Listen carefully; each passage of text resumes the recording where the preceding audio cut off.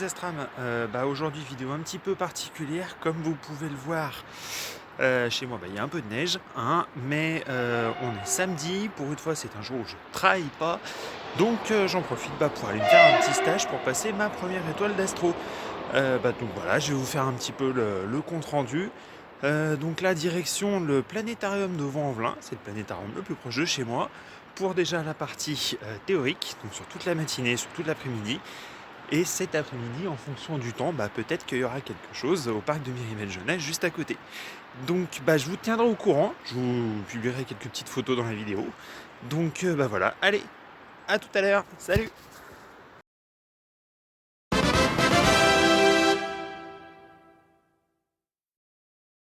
Alors, nous revoici. Alors, je vais vous donner un petit peu quand même quelques explications sur le stage première étoile que j'ai réalisé.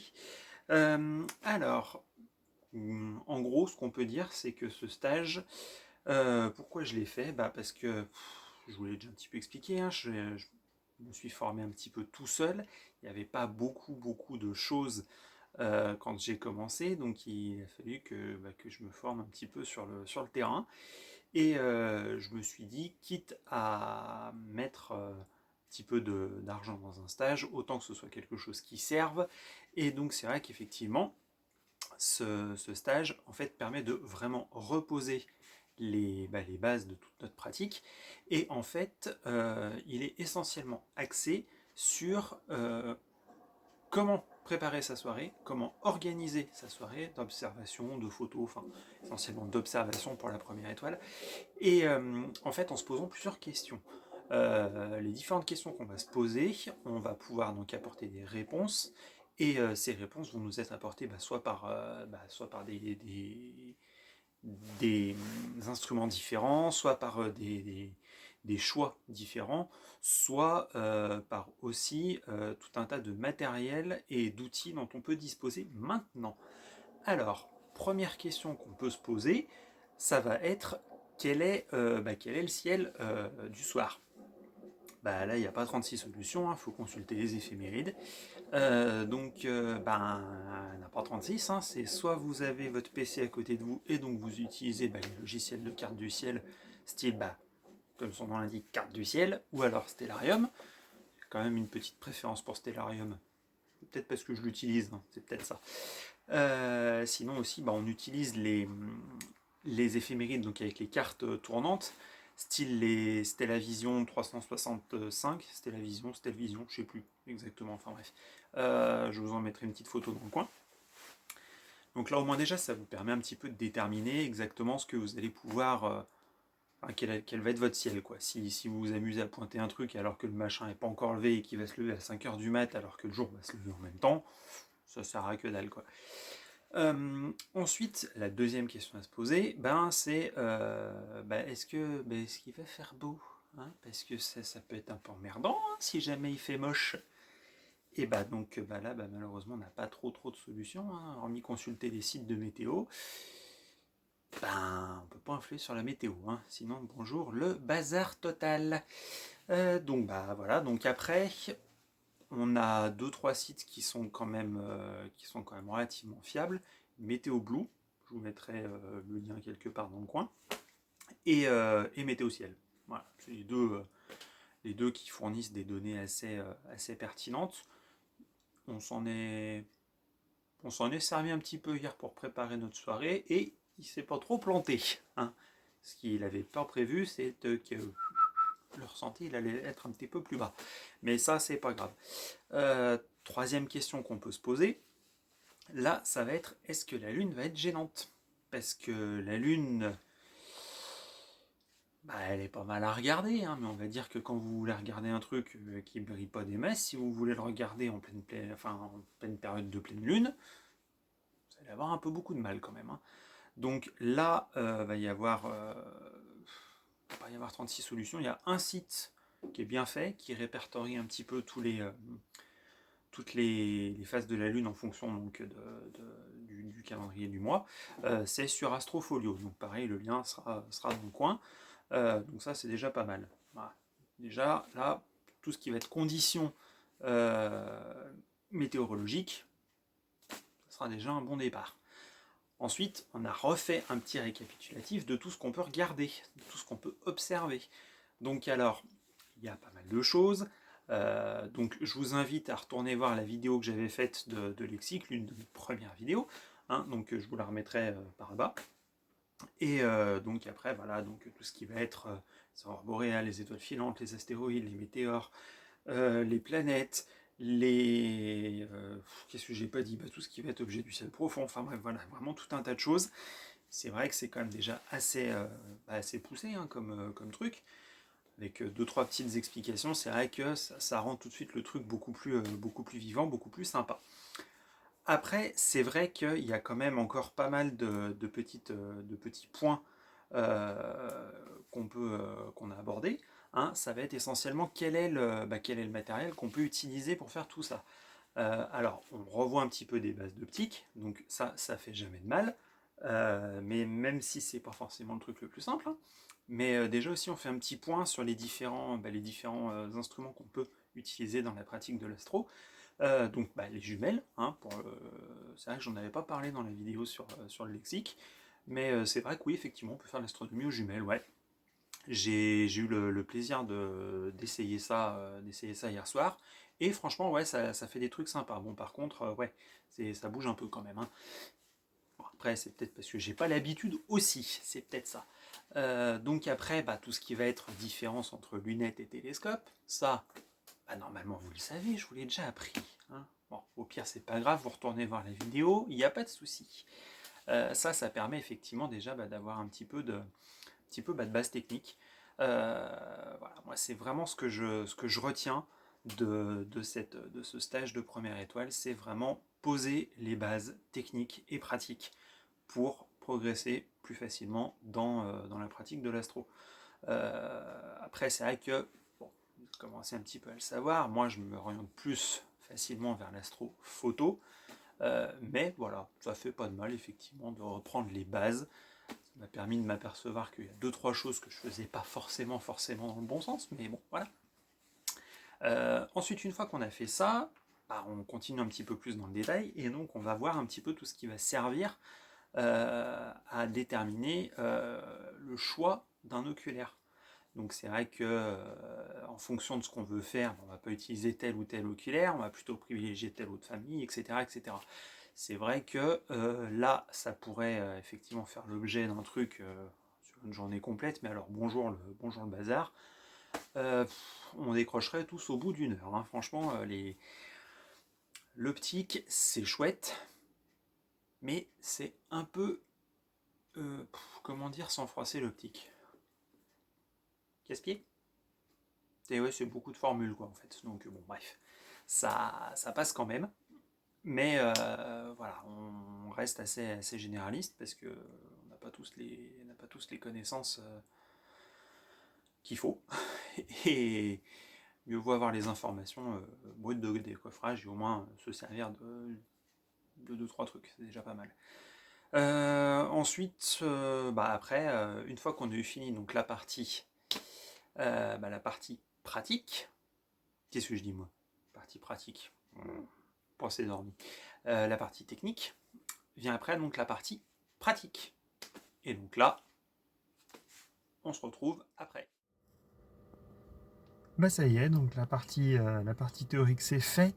Maintenant on va se retrouver donc direction du parc de Miribel-Jonage pour la soirée pratique. Hein, et on espère que le vent va se calmer un petit peu parce que alors ça souffle d'une force. C'est assez impressionnant. Et en plus, ça pèle sévère. Donc voilà, je prendrai quelques photos, je vous mettrai tout ça sur la chaîne. Et puis donc on se dit à plus tard. Allez, salut!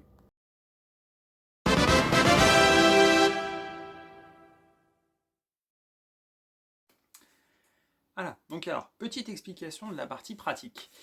Donc moi, la partie pratique s'est déroulée juste après la partie technique. Alors, c'était pas gagné en début de journée, on savait pas trop ce qu'on allait faire, parce qu'alors, on avait, déjà il y a eu de la neige dans la nuit précédente, pas mal de neige même, enfin pas mal. Pour la région, c'est déjà pas mal quand même. Hein.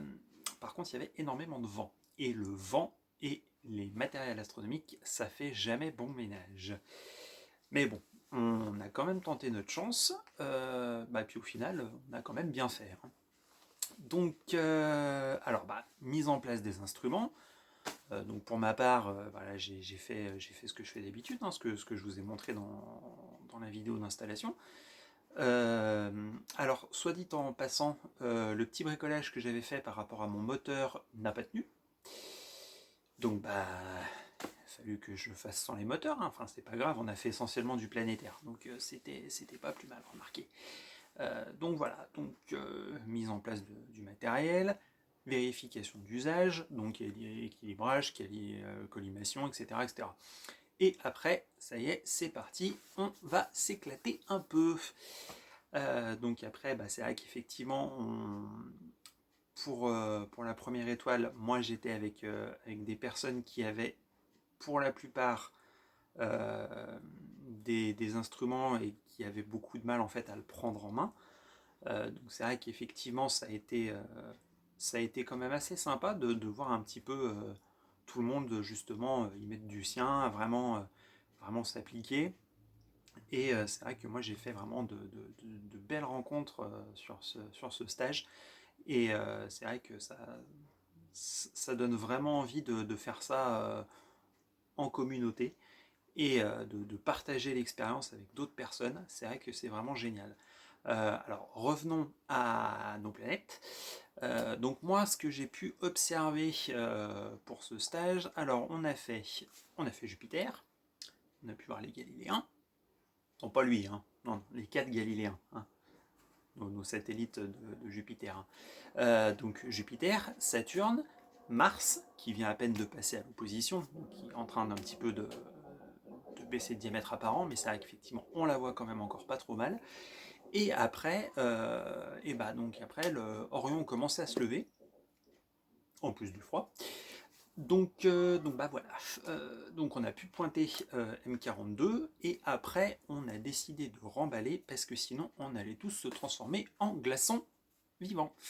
Donc il n'a pas fait super chaud. Hein. Moi je sais que mon miroir secondaire il commençait un petit peu à pas se sentir très bien le pauvre. Et par contre je me suis aperçu d'un truc. Hein. Et ça c'est vrai que j'en avais pas conscience. J'ai fait donc de l'astro euh, sur un terrain dégagé.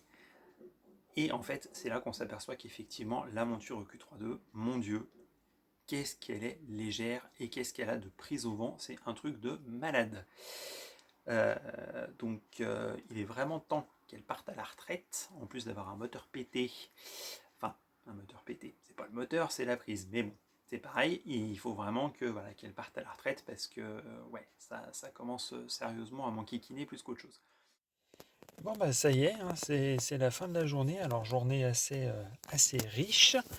Là il est quand même pas super tôt, quoique c'est quand même pas encore plus de minuit, hein, donc je vous rassure, hein, je vais quand même pas passer 24 heures complètes à faire de l'astro, quoique ça m'aurait pas déplu, hein, mais bon c'était pas ça le but. Moi pour ma part là il va être l'heure de descendre tout le matériel. Il y en a déjà pour un petit moment. Bonjour les allers-retours, merci les 58 marches d'escalier pour rentrer chez moi. Voilà, écoutez, moi je vous laisse. Je vous souhaite bon visionnage et puis on se retrouve pour le montage et puis je vous expliquerai un petit peu tout ce qui s'est passé. Allez, à ciao les astrales. Alors, pour finir cette vidéo, voilà, donc ça y est, hein, c'est bon, le stage est fini. Tout le matériel a été descendu à la maison, bien sûr. Il va pouvoir repartir la semaine prochaine dans son lieu de villégiature. Moi, je tenais quand même à remercier le CALA, donc le Club d'Astronomie de Lyon-Père. C'est lui qui nous a accueillis pour faire cette formation. Je tiens à les remercier parce qu'effectivement, que ce soit donc le cadre du club, que ce soit Alice, notre formatrice qui a été avec nous toute la journée, euh, ils ont été d'une sympathie, d'une gentillesse, d'une écoute vraiment de dingue. Hein. On a passé une journée de fou. C'était vraiment génial. C'était hyper sympa, hyper intéressant. Et c'était vraiment une formation qui était placée sous le signe de l'écoute, du dialogue, et un petit peu aussi de la bonne rigolade, de la bonne ambiance, hein. On a pu faire pendant notre petite pause entre midi et deux une petite observation du soleil, donc avec un coronographe. C'était vraiment, avec une lunette Coronado, c'était vraiment super sympa. C'était la deuxième fois que je faisais cette expérience-là, et ouais, c'était quand même sympa, c'était vachement, vachement bien.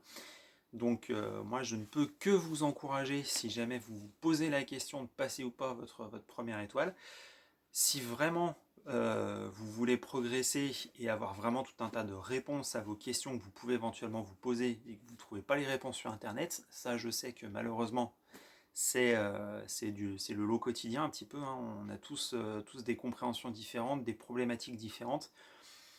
N'hésitez pas, quoi. Franchement, n'hésitez pas. Moi, j'ai hésité pendant 2 ans et je me suis dit, hier soir en rentrant, j'étais tout seul, j'étais dans ma voiture. Je me suis dit, mais punaise, pourquoi tu l'as pas fait plus tôt? Donc voilà, moi, c'est vraiment le message que je voulais vous faire passer aujourd'hui et au travers donc, de cette vidéo de découverte. C'était donc vous faire partager l'expérience et le retour que j'en avais.